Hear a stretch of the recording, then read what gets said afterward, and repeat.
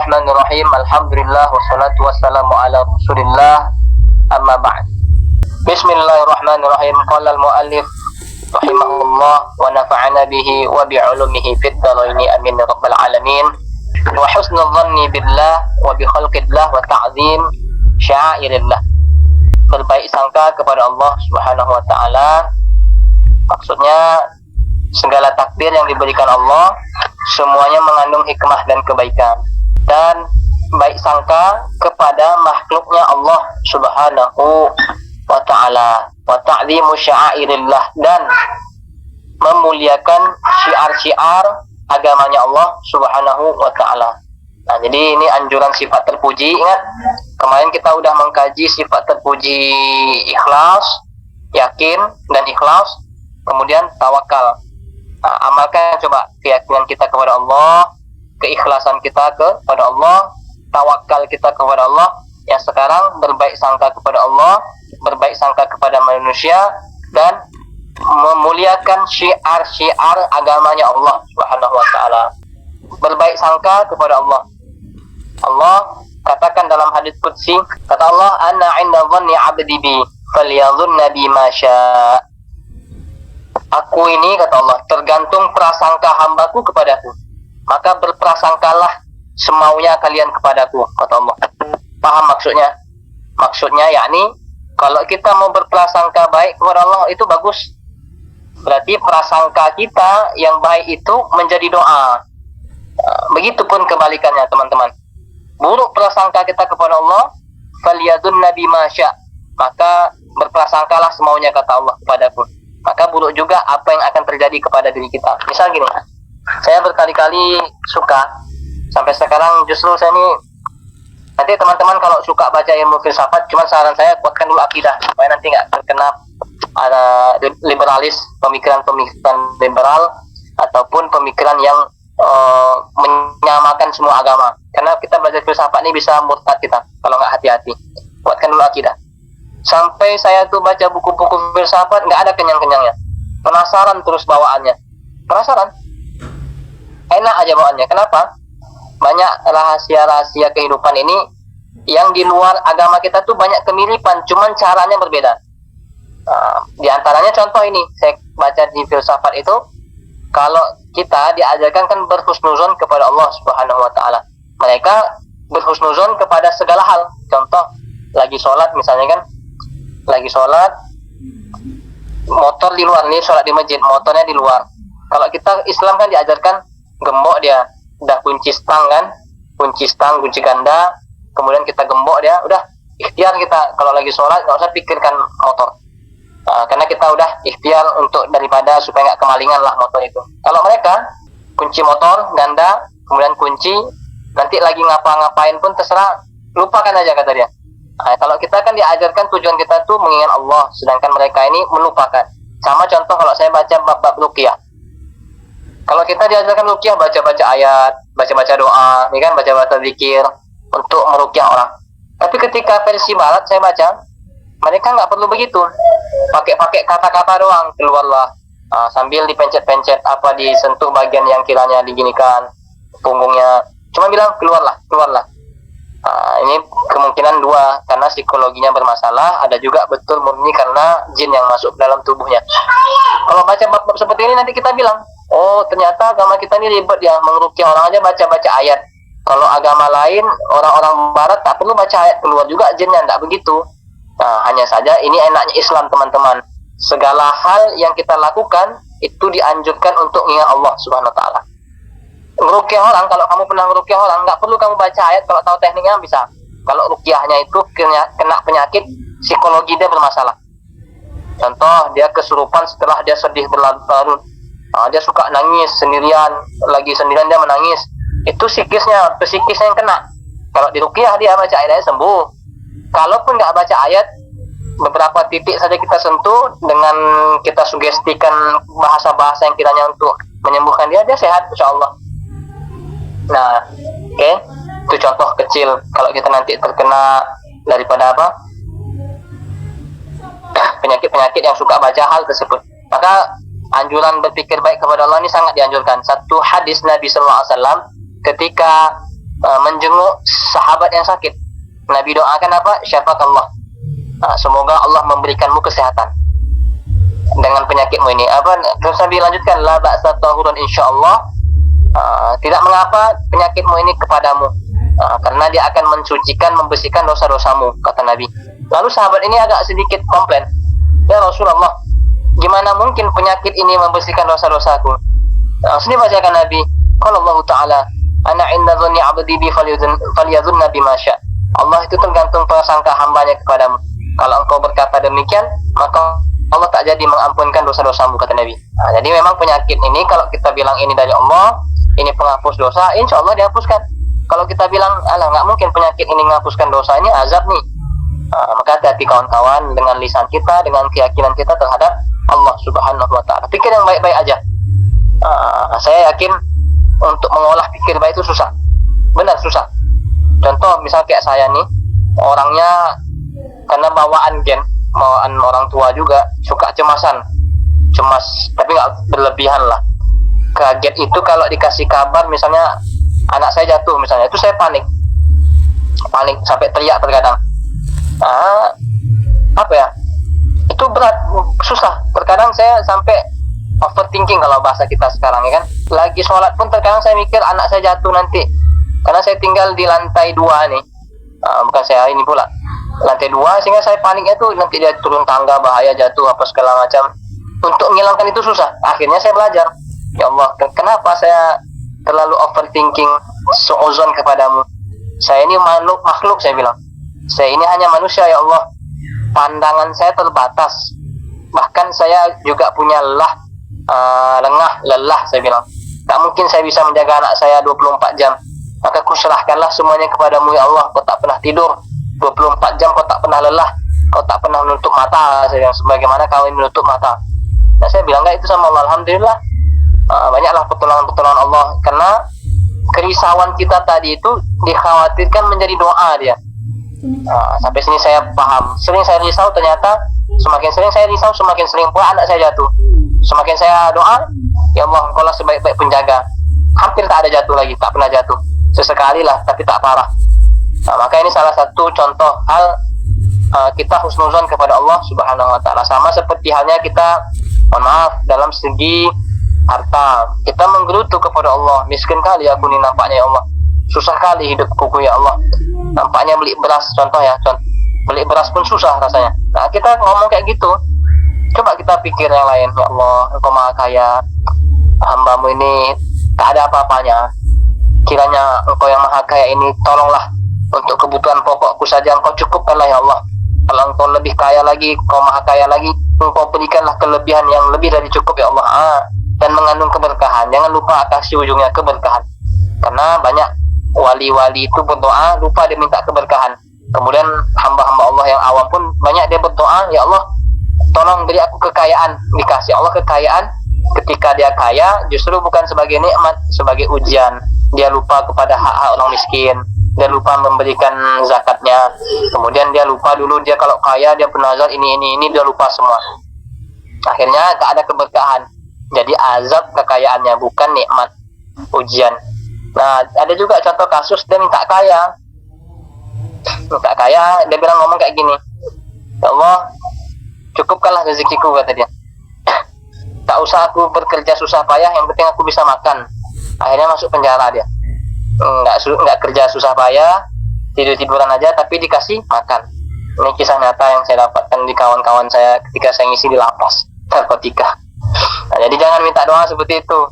Kalaupun minta doa, ya Allah, kasihlah Engkau Maha Kaya, kasihlah kekayaanmu dengan penuh keberkahan kepada hamba. Kalaupun misalnya kita minta kaya, kiranya pasti banyaklah doa yang lain selain doa-doa yang itu.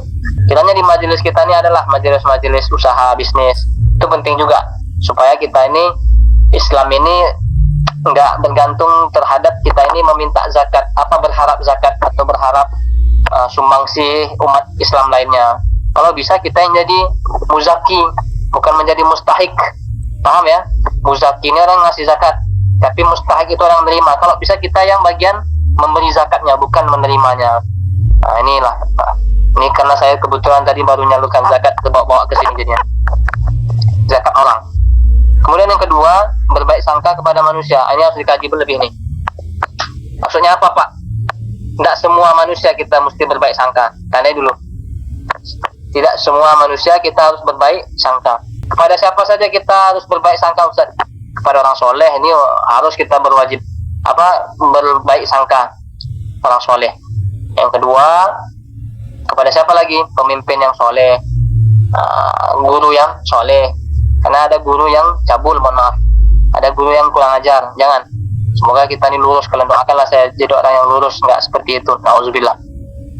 Nah ini kemudian kapan kita nggak boleh husnuzon kepada beberapa orang ini? Yang pertama, kita jangan husnuzon kepada orang yang terkenal jahatnya. Dia maling, orang tahu dia maling, dia penjudi, dia peminum, dia bandar narkoba, pecandu narkoba. Nah, ini jangan husnuzon sama orang ini. Sisihkan suudzon di pikiran kita. Paham? Kemudian jangan kita suudzon kepada orang yang pembunuh, pembegal, jangan. Ya, terkenal jahat lah, jangan. Harus. Kemudian kita juga jangan terlalu husnudzon kepada orang yang baru kita kenal. Kecuali ada pengecualian, kita safar kepada dia, bersama dia 3 hari 3 malam, tidur kita bersama dia, bermajelis kita bersama dia, safar lah 3 minimal, baru kita bisa mengklaim dia ini orang baik kah, layak kita husnuzon kepada dia kah, atau kita harus menyisihkan suudzon sedikit kepada dia atau berpikir buruk kepada dia. Nah itu aturannya, aturan main yang diajarkan Rasulullah itu seperti itu. Kenapa? Apalagi dalam bisnis, jangan kita mudah husnuzon sama orang yang nggak pernah kita jumpai. Pun kita pernah jumpai, jangan langsung mudah husnuzon. Susah dalam urusan uang. Kita jangan sampai berhusnuzon lebih. Urusan dunia yang kiranya kita jangan. Sisihkan sedikit pintu suudzon kita kepada orang-orang seperti itu. Oke, paham ya sampai sini, supaya kalian nggak terjebak sakit hati kalian nanti, supaya kalian tidak terjebak dalam hal-hal yang membuat kalian itu terluka, bahkan maaf trauma berat. Nah itu jangan sampai trauma berat kalian, nanti kalian sama ratakan. Misalnya oknum, kalian kira dia soleh gitu kan, oknum ustadz soleh, kemudian kalian kena tipu sama dia, berusaha kalian sama dia, bisnis kalian sama dia, atau dia minjam uang kalian 1 juta nggak dibalik-balikkannya. Ustadz kalian sama ratakan, nanti ala ustadz semuanya sama aja begitu. Nah, boleh kita kayak gitu, akhirnya kan kita trauma berat terhadap profesi orang itu, padahal cuma dia yang begitu, oknum, bukan menyeluruh. Nah, ini nggak boleh seperti itu ya kan. Nah, jadi paham ya, ini untuk kehatian-hatian, ikhtiyat boleh kita suudzon. Nah, kadang para asatid ini disampaikannya, marilah kita husnuzon kepada manusia. Jangan semua manusia kita husnuzon. Husnuzon itu kepada orang soleh, saya bilang. Orang alim yang soleh, ahli ibadah soleh itu boleh kita.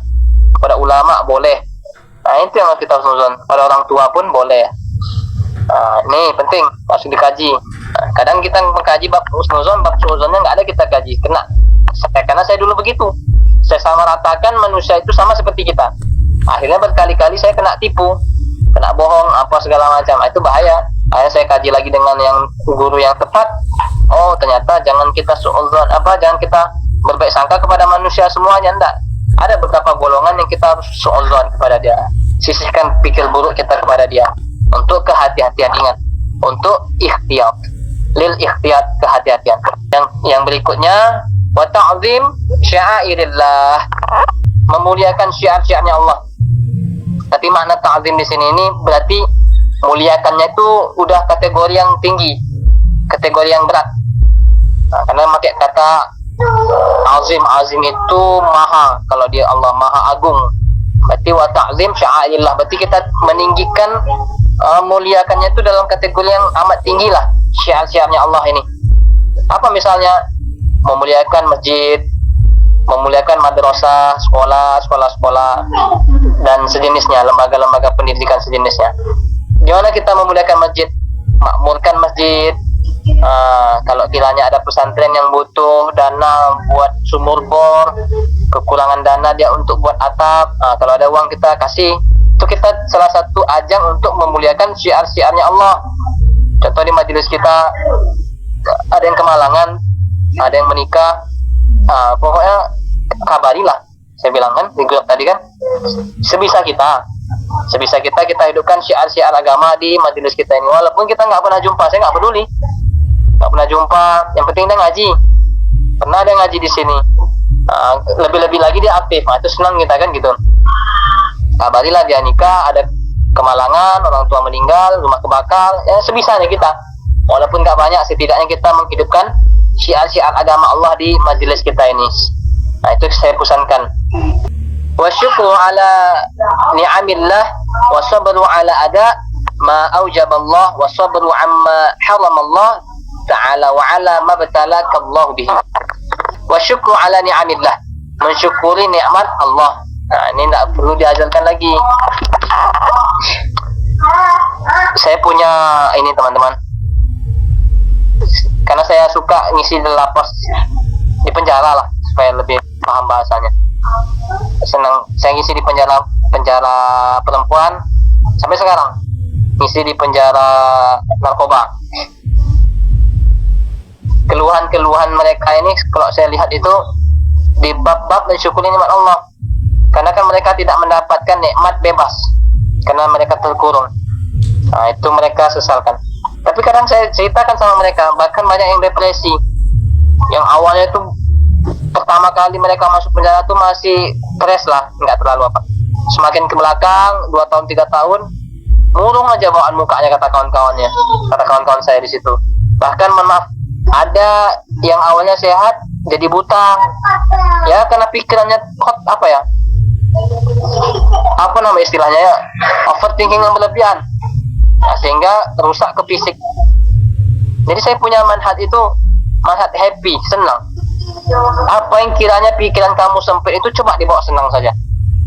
Kamu kesusahan skripsi, bawa senang aja. Saya nggak pernah kesusahan skripsi karena saya bawa senang. Apapun lah kehidupan saya ini, diuji kayak manapun, saya bawa senang. Karena berkali-kali saya ngurus pasien itu, baik saya rukyah orang, itu kenanya bab psikis, bukan jin yang masuk. Dia sering sedih berlarut-larut, nggak boleh kayak gitu. Saya berlatih, saya bilang begini, ibu mungkin saya nggak tahu kalau ibu sering baca Quran atau tidak, saya bilang kan. Bahkan mohon maaf, mungkin ibu juga nggak tahu ibu sering sholat atau tidak. Tapi bab-bab seperti itu sangat jarang setan itu masuk dalam hal seperti itu. Ibu nggak ngaji, ibu jarang sholat, sangat jarang. Tapi setan paling cepat masuk, saya bilang, kalau ibu sering sedih, sering murung, sering menggerutu terhadap nikmat Allah Subhanahu Wa Taala, ini nggak boleh. Nah, itu paling cepat setan masuk kepada ibu, saya bilang. Akhirnya saya bilang, coba ibu bawa senang saja, mau gembira, hidup dia bawa senyum. Maka saya bilang, kalau kiranya ibu lagi sendiri, lagi murung bawaannya, coba ibu senyum sendiri aja. Ibu senyum sendiri aja, nampak pasti ada terbuka celah di hati ibu itu bahagia. Walaupun nggak tahu apa yang ibu senyumkan, senyum aja ibu. Hati ibu yang ketutup tadi seperti terbuka biliknya tuh. Coba nanti teman-teman praktekkan, nggak percaya, cuman jangan nampak orang. Saya takutnya nanti kalian senyum gitu, ditengok orang, dibilang orang gila. Sama mamamu ditengok kan, oh ini gila anakku nih, senyum sendiri, kata mamamu. Jangan. Sendirilah, saya sering juga gitu senyum sendiri. Tapi kadang ketahuan bini kan, apa abang senyum-senyum? Saya bilang ada yang lucu, padahal nggak ada yang lucu. Cuma saya melatih supaya saya ini nggak sedih, nggak bawaannya itu energi negatif. Itu bab keislaman yang kita dilatih seperti itu. Kadang kita dipakai agama kita sendiri, teori agama sendiri nggak mau kita. Tiba diajarkan pakai teori Cina, teori Barat. Coba kamu refleksi, duduk seperti ini ya. Ambil nafas, buang dari mulut, ambil dari hidung, tahan sebentar, buang dari mulut. Diajarkan kita teori seperti itu, mau kita? Teori-teori keislaman yang kita kaji malam ini nggak kita amalkan. Nah, ini kan kesalahan berpikir. Boleh aja kita amalkan yang tadi, boleh. Teori yang saya ajarkan ini boleh. Saya juga pakai teori itu. Setiap Rabu saya latihan bab itu. Karena saya terapis juga kan. Jadi saya harus latih diri saya ini untuk selalu senang, biar kuat. Ya nafas dilatih terus. Refleksi otak, semuanya refleksi. Itu penting. Dua-duanya saya amalkan. Teori keislaman saya amalkan, teori-teori Cina pun saya amalkan. Selagi itu baik untuk kita. Wasabru ala ada ma aujaballah wasabru amma haramallahu ta'ala. Bersabar melaksanakan segala perkara yang diwajibkan oleh Allah, kemudian bersabar meninggalkan semua larangan-larangan Allah. Wa ala ma batalakallahu bihi. Bersabar kita melaksanakan perkara yang diwajibkan oleh Allah, kemudian bersabar kita meninggalkan semua larangan, serta bersabar menerima segala musibah. Saya nggak usah banyak-banyak bab-bab tasawuf di kitab ini, karena nanti makin banyak malah nggak ada yang nempel. Minimal salah satunya ada yang nempel sama kita. Bab malam yang kita kaji ini ada yang nempel. Tiga-tiga jadilah tiga-tiga sifat, 4 sifat, 5 sifat. Nggak usah banyak-banyak, sekali pertemuan paling banyak 5 sifat aja udahlah. Angsur-angsur kita latih diri kita. Kan kita yang tahu kekurangan diri, bahkan guru kita pun tahu. Saya rajin nanya kayak gini sama guru saya, sekali setahun lah minimal, Syekh, kiranya apa yang kurang, Habib, apa yang kurang lagi dari diri saya bilang. Saya sudah latih diri saya untuk bab yang kita kaji. Terakhir saya nanya seperti itu, kata guru saya tuh, kamu masih terburu-buru, kata Habib, kata guru saya. Coba aku ulangi lagi, latih lagi di bab itu. Terburu-buru, pengen cepat berbisnis, terburu-buru dalam hal apapun lah, kata beliau. Suka tergesa-gesa. Saya akui, saya begitu. Dan saya akuinya hebatnya guru kita itu tahu. Nah, itulah basirahnya guru terhadap murid. Nampak dia. Padahal kan kita nggak serumah ya kan, tapi nampak dia. Nah, itu guru kita tuh bisa. Orang soleh itu bisa yang seperti itu. Pandangannya itu pandangan Allah Subhanahu Wa Taala. Maka rajin-rajinlah kita nanya kepada guru kita dimanapun berada. Nah, maka ini penting kita mengkaji diri, bersabar. Bersabar itu nggak cuma dalam ujian, dalam kebaikan pun kita bersabar. Hal yang sampai sekarang detik ini saya pegang itu teman-teman, saya pegang sampai sekarang. Nasihat guru saya, kata beliau, kamu nggak mesti bersabar itu dalam kesusahan aja, kata beliau. Dalam beramal pun harus kamu sabar. Yang paling enak sama saya itu, coba ente hitung, kata dia. Satu hari di akhirat itu 1000 tahun di dunia. Oke, kata beliau kan. Kalkulasikan baik-baik sama ente, kata beliau. Berapa tahun ente di dunia hidup? 63 tahun paling lama, saya bilang. Coba pakai kalkulatornya. 1000 per 63. Berapa tahun, berapa lama ente hidup kira-kira di dunia kalau bandingannya cuma 1 hari di akhirat? Saya udah hitung itu cuman 1,5333 sekian. Jadi 1,5 lah. 1,5 detik kita hidup di dunia ini kalau bandingannya sama akhirat. Semenit pun tidak sampai. 1 menit. 30 detik pun tidak sampai. Cuman 1,5 detik kita hidup kawan-kawan di dunia ini. Maka saya pikir baik-baik.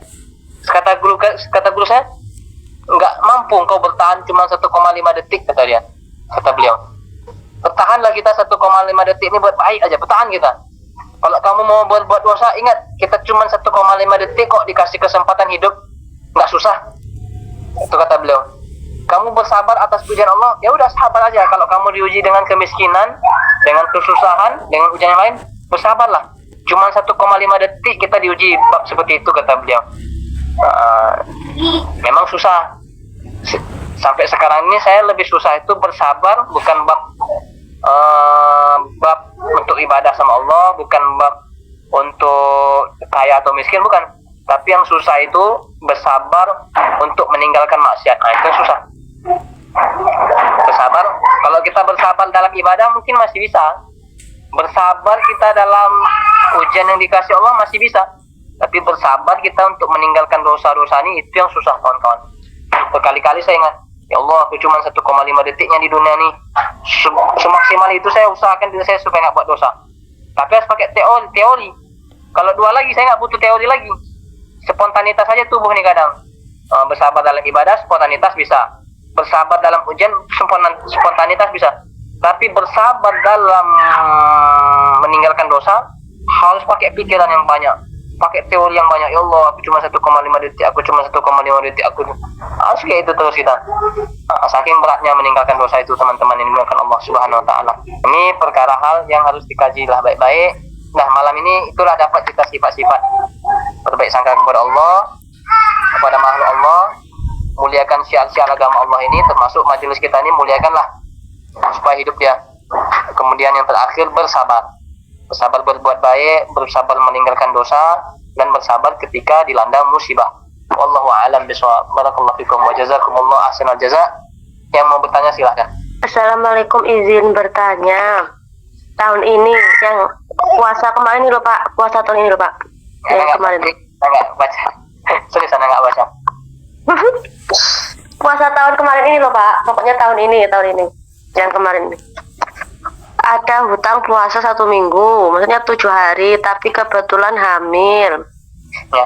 dan belum sempat dibayar. Nah, kan otomatis HPL-nya kurang lebih antara puasa atau Idul Fitri katanya. Kalau emang rezeki ditakdir itu Pak. Terus lalu gimana cara membayar hutang tahun ini? Terima kasih, mohon dijawab Ustadz. Dia meninggalkan puasa seminggu karena hamil.